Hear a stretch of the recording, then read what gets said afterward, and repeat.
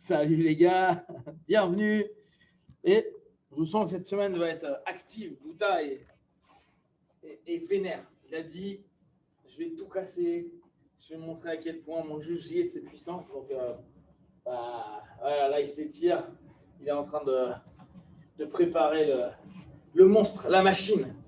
Allez, nous on chauffe un petit peu. Et donc, souvenez-vous, la dernière fois sur du jiu-jitsu, on s'était axé sur la garde papillon. Peut-être un petit peu regarder ça encore.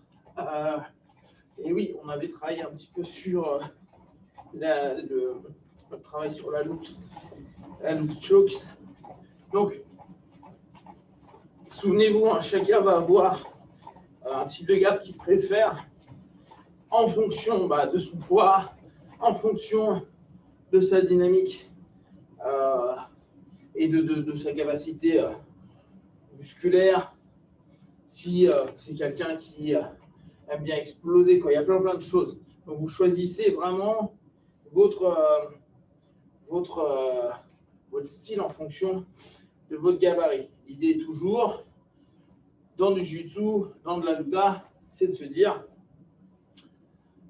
les techniques qui sont proposées logiquement par un instructeur doivent avoir pour objectif d'être exploitables par une personne normale. Par exemple, la butterfly, tout le monde peut la faire. La papillon, on n'a pas besoin d'être Vardinsky, mais c'est sûr que quand lui il l'a fait, avec ses bons segments, comment ça correspond à son corps, ah bah oui, il va avoir, outre le fait qu'il soit spécialisé dessus, il va avoir une efficience qui correspond à son gabarit. Pareil, on travaille sur des lassos ou de la spider. C'est certain que quelqu'un qui est un petit peu court sur pattes et un peu solide au niveau du haut du corps, ça n'a pas totalement de sens. Mais il pourra le faire. Et c'est là où c'est chouette parce qu'on voit qu'il y a vraiment, en fonction des gabarits, en fonction en plus de ce qu'on aime. Alors parfois, c'est pas toujours hyper cohérent là-dessus. Des moments où on aime bien des trucs techniquement, mais en fait, on n'a pas le physique pour. Donc, il y a un peu une perte de temps, même s'il y a des gens qui trouvent des super innovations, parce que justement, ils ont adapté à leur gabarit. Mais ce n'est pas toujours le cas.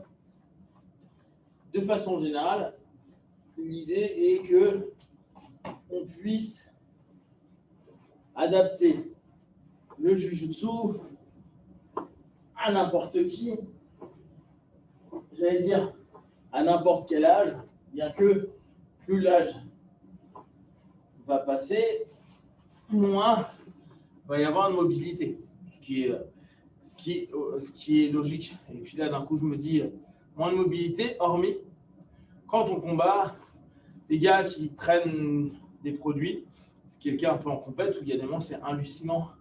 L'année dernière, on avait vu ça, fin 2019, au World Nogi, où il y avait des gars qui étaient cinquantenaires, mais énormes, physiquement énormes. Donc, la notion d'âge, bien sûr, dépend de pas mal de critères. Alors, je vous rappelle, ça reste notre posture de départ. On peut très bien avoir un intérieur. Parfois, c'est problématique parce que les gars nous chopent le gi à l'intérieur. On se souvient cette notion d'aller prendre le col en diagonale. Vous pouvez très bien le prendre de l'autre côté. Souvenez-vous, c'était toute la série des grips. On avait vu si le partenaire passe, on peut prendre en overhook, on va aller chercher au niveau de la ceinture, on va aller chercher au-dessus. Alors, nos grips, ça va être important. On est à nouveau dans du jiu-jitsu. Donc, première chose auquel je pense, poser mes mains. Je pose mes mains. Poser mes mains et avoir une posture qui m'est correcte. Donc, on évite, à moins là encore, si naturellement vous avez une facilité à avoir les hanches hyper ouvertes. Et moi, je trouve ça toujours trippant de voir des DAO ou autres. Ici, limite, ça touche le sol. Ça fait déjà des bases de ouf. Et why not? Vous pourriez, si vous vous sentez fort, la plupart du temps, vu qu'on va tenter d'avoir une jambe forte, bah, se mettre sur une fesse, ça a du sens, ça libère au niveau de la jambe. Et ça me permet d'avoir de l'énergie, de l'angle. Et vu que ma fesse ne touche pas le sol, je vais pouvoir beaucoup plus facilement monter, agir, donc avoir de la fluidité, en plus de cette force-là. Là, ici, surtout si je suis sur un mouvement qui est sur l'avant, bah, ça va être beaucoup plus difficile après pour travailler mes sweeps, mes renversements dans cette posture-là. Bien qu'il y en a plein qui vont y arriver, hein. Ça dépend là encore de la flexibilité, etc. De façon générale, on pense l'homme, la femme normale qui fait du jiu-jitsu sera plutôt dans ce type de posture. Ok? Là encore, un des points qu'on avait vu et qui est sympa, c'est de se dire, je suis sur ce type de dynamique, je peux à n'importe quel moment exploiter ma main derrière pour remonter, pour aller sur le partenaire. Je peux très bien descendre cette jambe-là. Par exemple, je n'arrive pas à exploiter ce crochet à l'intérieur et ça devient compliqué, le contrôle ou autre. Je peux très bien partir à ouvrir en se retrouvant en S et remonter pour aller travailler plutôt sur des phases de lutte. Donc, là, on est assis sur les postures qui seraient en relevé et on peut très bien se dire, ok, ça devient galère. J'ai mon col, par exemple, diagonal. Je peux revenir sur l'autre col, prendre mon grip de bras et juste repasser sur la phase dont on parlait tout à l'heure pour soit aller prendre une garde fermée, soit, par exemple, aller travailler avec une spider, etc. Okay. Donc, on va juste reprendre tout cool ça, mais ça fait un petit moment qu'on ne l'a pas fait. Il est trop dangereux, mais je sens le gaz dangereux. Alors, donc, on prend sur cette dynamique-là. Là, vraiment, ce que je vous disais, si on est ici, il y en a qui le sont, qui sont sur ce type de papillon-là. Par contre, pour moi, si on n'a pas une grosse hanche bien souple, c'est dur. D'accord, si je suis là, vas-y, travaille un petit peu. Ça va être dur pour moi. En général, les gars ici, ils ont des hanches de ouf, donc ils arrivent sans trop de problèmes à retravailler sur le partenaire. Vous avez vu que là, j'ai dû modifier. Et là, dans ce cas-là, je trouve qu'on partirait plutôt sur des actions comme ça. Échange. Je peux revenir. Là, moi, je peux revenir sur mon travail. Là, alors, il peut garder cette idée-là. Voilà. Moi, je cherche à ce que ma jambe reste à l'intérieur. Normal. S'il est loin, ce que je vous disais tout à l'heure, ce qui est assez cool sur cette garde-là, je reprends mes bases. Je viens tirer le partenaire. Et après, on fait du jiu-jitsu de rue, pas sportif, bien sûr. D'accord? Donc, c'est une possibilité. Mais à moins d'être vraiment souple, comme peuvent l'être, je pensais à Dao ou à Seb, qui le sont bien, moi, je ne le ferai pas des masses. Même chose, quand je suis ici, là, je vais plutôt vraiment être bien. Alors, vous avez vu toujours ce contact-là, vas-y, mais est-ce que tu ferais pas de travail normal? Yes. Vous avez vu, il veut me virer. Travail. Le but, ça va être de rester sur ton centre, avoir, revenir à l'intérieur, avoir. Vous avez vu, ce qui a été intéressant, c'est qu'avant d'arriver à me déranger, d'enlever simplement cette jambe qui va au centre. Et là, on a vraiment un truc intéressant. Je suis sur un grip. La première chose qu'on doit penser quand on fait du jiu-jitsu et qu'on a un kimono, c'est de poser nos mains. Je pose mes mains, je prends mon grip. Mon partenaire travaille. Il se relève. si là il en met sur le côté, ma petite guibole, ça va être compliqué. D'accord? Par contre, si dans ce travail où il me lève, moi je reste sur le centre, pas évident pour lui. Voilà, il est obligé de partir. Comme je vous disais, on prend nos bases sur du dashi waza. Et vraiment, n'hésitez pas, à moins que vraiment vous ne soyez pas du tout en phase debout. Et dans ce cas-là, apprenez le debout. Donc,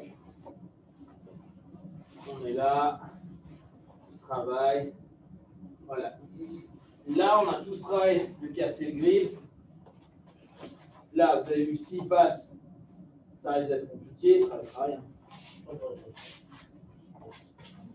Moi, par contre, je peux toujours bouger le travail. Vous avez vu, là, il me descend au niveau du genou, ce que je vous disais tout à l'heure. S'il m'écrase le genou là, pas de problème, là encore. Je reviens sur mon travail de lutte. Ce qui est cool, c'est que arriver en S là, c'est pas un problème. Même si mon partenaire est solide, là, parce que en général, en S, qu'est-ce qu'on fait? On roule sur le tibia. Donc, qu'ils mettent une pression basse, bah, ça n'empêche en rien de rouler. D'accord? Aussi fortement qu'ils le veulent. Je veux vraiment m'éclater ici.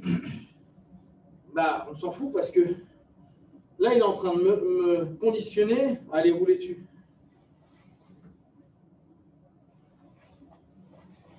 Donc, on reprend cette idée, ce grip.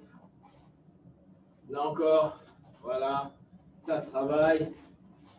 Voilà, moi je cherche à aller sur l'intérieur avec ma jambe. Comme si j'étais constamment en train de le suivre. Et là, vous voyez que mon bras arrière, il serre. Ok? J'utilise beaucoup mon bras arrière pour me orienter. Mon partenaire commence à passer. Je pense à mon bras arrière. Je remets ma jambe à l'intérieur. Et c'est reparti. Là, très bien. On vient là-dessus. Revenir. Travailler. Ça, c'est vraiment un des plus qu'on va avoir sur le travail sur la papillon. C'est qu'on se retrouve réellement dans une démarche où il est vraiment facile pour moi de changer mes postures et les dimensions de combat que je fais. Je peux être sur mes fesses, facilement remonter sur mes jambes, sans que ça me demande beaucoup d'efforts. Je pense, et là on va reprendre un vieux principe d'arts martiaux, de rester en gros mon genou sur sa ligne, sur la ligne centrale. D'accord? C'est pour ça que je cherche constamment à avoir mon pied au centre, mais quand je dis au centre, à l'intérieur. Ok, donc on reprend, ça travaille, il veut passer. Voilà. Là, on voit qu'il fixe, Là, je me lève, pour moi. Là, voilà, c'est intéressant. Vas-y, travaille. Hop, je peux revenir au centre. Hop, je reviens. Là, je peux être très bien. Moi, j'ai un crochet intérieur, il me l'emmène lui-même.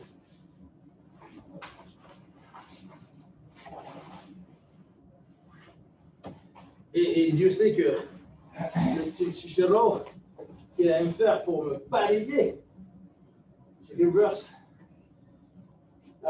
Là, ce qui est intéressant, c'est qu'il s'est mis lui-même une cale qui peut passer, hein, s'il va faire bien sûr son ciseau, mais qui n'est pas toujours simple à passer. Et c'est ce que je vous disais tout à l'heure. Moi, je n'ai pas des super longues jambes, ou si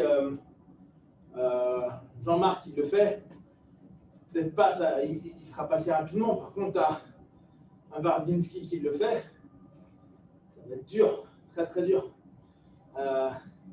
Même si là, tu vois, quand tu fais ça, je suis en train de voir Leandrolo qui le fait sur les longs. Il fait des reverse en haut, alors que le mec a la jambe à l'intérieur. Mais ça reste, pour nous, pratiquants moyens, assez complexe. D'accord? Donc, toujours, on laisse le partenaire jouer. Je prends mon grip. Alors, ce que je vous disais tout à l'heure, attention à celle-ci. Pourquoi? Parce que beaucoup, c'est ça. Au bout d'un moment, ils vont bloquer là. Alors là, par contre, autant tout à l'heure, je peux repasser sur un S, c'est cool. Autant là, non, pas cool. Donc, moi, je vous invite soit à arriver là. Là, c'est acceptable. Parce que vous avez vu tout ce que ça crée comme limite, comme angle pour lui. Par contre, là, pas bon pour moi. D'accord? Là, et ce qu'on peut faire, parfois, c'est cette notion-là. Sur cette posture, et mes orteils, je vais les mettre dans l'alignement.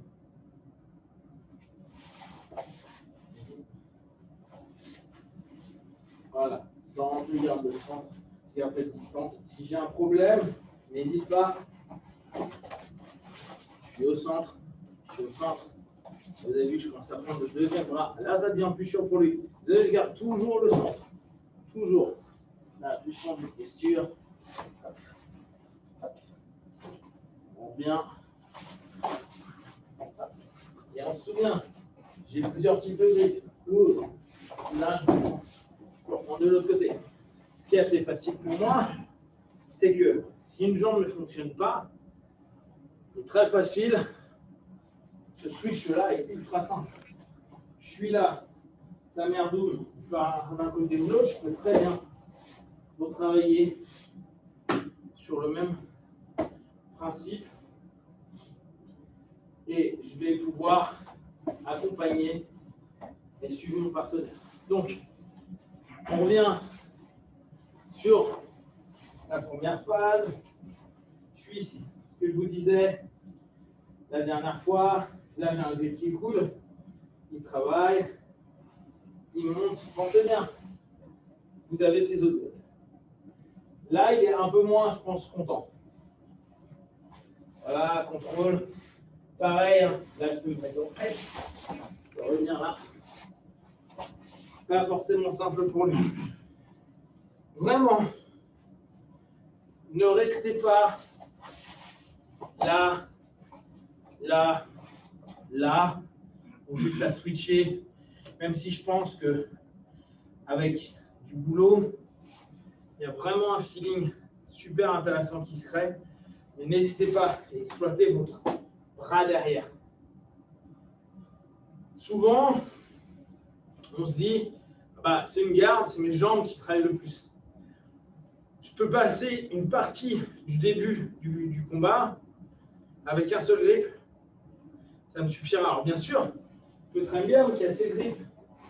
Mais là encore, je suis ici. Voilà, il pète le grip.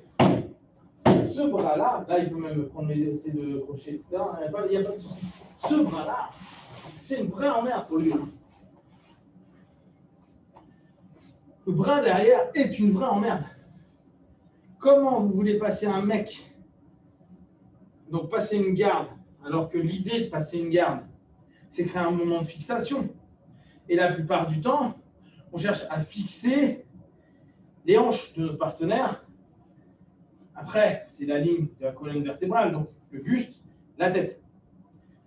Mais comment vous allez faire pour passer une garde d'un gars qui est déjà pas dos au sol? D'accord? Alors, si je n'ai pas de cale derrière, je ne dis pas, il va me poser, vous avez vu, là, son but, c'est de me mettre sur le dos. Et là, je rentre dans un moi en mode, quel mode? Mode défense. Et je vais devoir taffer. Mais, alors je rappelle, hein, moi, je sais que je suis un petit peu en diagonale là. Et souvent, je vous le dis, Saulo, lui, son idée, c'est qu'on soit un peu plus derrière. Et j'allais dire, je pense qu'il a raison. Ouais, je ne vais pas remettre en question Saulo Ribeiro. Mais quand je dis je pense, c'est que vous allez sentir physiquement que parfois, ça va plus tirer votre épaule, ça dépend de votre souplesse des épaules. Par contre, bah, à la moindre pression qu'il va faire sur moi, où il travaille, blabla, là, mais là, il me donne... Je suis posé sur ma cale, c'est ultra facile de l'exploiter. Alors que si je suis un petit peu là, je peux éventuellement avoir un peu peur. J'exagère, hein. Peur, c'est un grand mot, mais après, ça dépend aussi de vos épaules. Parce que, en fait, il me met un axe de force, vous avez vu, là, avec sa tête et tout. Et en fait, vu que mon bras n'est pas tout à fait aligné avec mon corps, ça va être dur. Par contre, si je redécale bien sur l'arrière, on remet le même axe de force. Alors lui, déjà, il doit sentir physiquement que c'est différent. Et surtout, là, qu'importe comment il bouge, vas-y, fais ce que tu veux.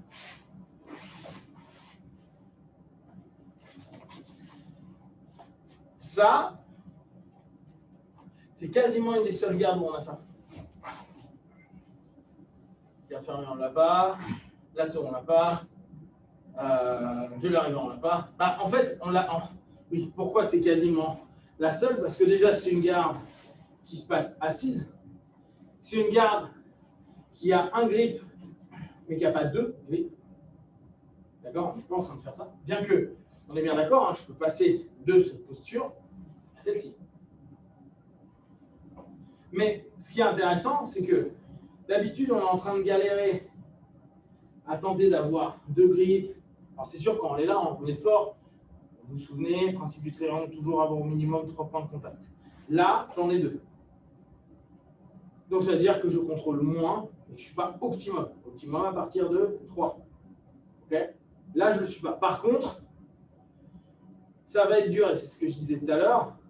S'il veut me smasher, s'il veut me passer sur une grosse pression, bah, il peut même, mais tant que moi, il ne m'a pas mis, ouais, mais attends, derrière, si tu veux, pas de souci, passe comme tu aimerais passer. Tant que lui, il ne m'a pas mis sur le dos, voilà, alors après, il peut aller chercher mon dos. Mais en termes de passage pour smasher, c'est mort. Et ne pas smasher un mec alors que tu veux passer sa garde, c'est compliqué. Alors, il faut, bon, smash un gars, alors surtout, j'allais dire, nous qui sommes un tout petit peu orientés sur un jiu-jitsu ancien, bah, on va dire traditionnel, par rapport à la nouvelle école qui est beaucoup plus dynamique. Nous, on a vraiment cette habitude d'aller tenter de contrôler au max le gars, parce que physiquement, on ne tiendrait pas de faire gauche, droite, gauche, droite, gauche, droite, juste. On va le faire une fois, puis si ça ne passe pas, d'accord? Donc, la difficulté qu'il va y avoir à me poser ici, puis après à me contrôler mes hanches, puis ma ligne de colonne vertébrale et ma tête, bah, ça va vraiment créer une dynamique qui est très très complexe pour le partenaire. Et en plus, j'ai ma mobilité de hanche. Et cette mobilité de hanche, tu veux, cette mobilité de hanche, c'est ce mouvement, c'est cet élan. Et il me lève une fois, cette mobilité de hanche, comment tu le veux, voilà, c'est super frustrant. Là, même comme ça, hein. Là, je sais pas, tu t'es bien toi sur ce type de passage. Si moi, juste, je suis mobile, c'est une galère pour lui. Et je suis pas sur un truc où physiquement, ça me demande des masses d'énergie, sachant que je reste continuellement à me dire, bah, je veux pas qu'il me colle, je veux pas qu'il m'écrase, et je vais avoir premier élément, c'est celui-ci. Hein. Et après, je vais bouger. Là, je suis que sur la phase défensive. Mais cette phase défensive, pour ceux qui, comme moi, sont pas bons pour des recompositions de ouf, etc., n'ont pas une grande flexibilité, cette notion-là, elle nous demande d'être basé. Alors là, on est vraiment dans la notion de basé. Être capable de faire juste ce transfert de poids. Transfert de poids qui va m'emmener dans ces mouvements-là, qui va m'emmener soit à accepter de partir en S, l'exploiter et m'aider à relever, soit maintenir, partir, et là on vient à genoux. Et à partir de là, on crée une distance avec le partenaire qui va être super frustrant pour lui. Et là on pense, hein, mode, on n'est pas en neutre, on n'est pas en attaque, je ne suis pas en train de le sweeper, je suis en train de le garder, d'accord? Je suis vraiment défense sur une phase offensive. Mais si le mec, il n'arrive pas à prendre votre tête, si même quand il fait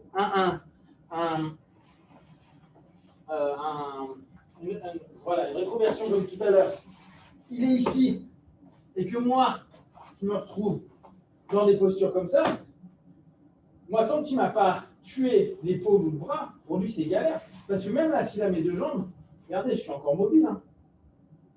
Lui, regardez, en faisant ça, il cherche quoi? Il cherche petit à petit à me poser, sauf que là, c'est lui qui ne va pas être bien. Et là, on n'est que sur une phase défensive. Mon grip, je change. Tant qu'il ne contrôle pas mes hanches, tant qu'il ne met pas mon dos au sol, ben, il peut s'énerver autant qu'il veut. Donc là-dessus, jusqu'à présent, on avait plus regardé donc, un peu notre travail de renversement, passer, contrôler, revenir. On avait vu après un petit peu plus travail au niveau de nos saisies, de nos grips, comment je peux gripper pour être optimum. Donc là, c'était en gros mon papillon, mais offensif. Là, non, je suis en train d'imaginer un papillon guerrier avec des trucs. Donc, un petit papillon offensif. Là, on est sur un papillon défensif. Vraiment la notion de garde comme bah, je me garde d'un passage, j'empêche deux. Le mot qu'on utilise maintenant beaucoup, je fais une rétention. Alors, ouais, on pourrait dire physiquement, ça va être un peu plus dur parfois que prendre un lasso, clairement, hein, pour les fans kimono. Fans kimono avec exploitation de kimono, moi j'aime le kim, en fait, je ne l'utilise pas. Ça va être plus simple, une garde fermée, ça va être plus simple, une demi-garde fermée, ça va être plus simple. Simple en termes de stabilité. Par contre, tout ça, ça nous emmène dans difficulté pour le partenaire d'enlever l'élément gênant. Mais moi, je tue un peu de ma mobilité. Normal, hein, je ne peux pas tout avoir. Je ne peux pas avoir. C'est complètement loqué, le mec est totalement loqué et je suis ultra mobile. Par contre, là, effectivement, je le loque nulle part. Je le maintiens à chercher le centre où il peut se mettre en danger parce qu'il doit quand même passer cette bande-là. Elle n'est pas anodine. Même quand, là, je ne suis pas en train de travailler pour quoi que ce soit, c'est chiant pour lui. Là, je vous ai montré juste parce que j'appuie ici, mais vas-y, travaille. On est bien d'accord qu'avec ça, voilà, on travaille.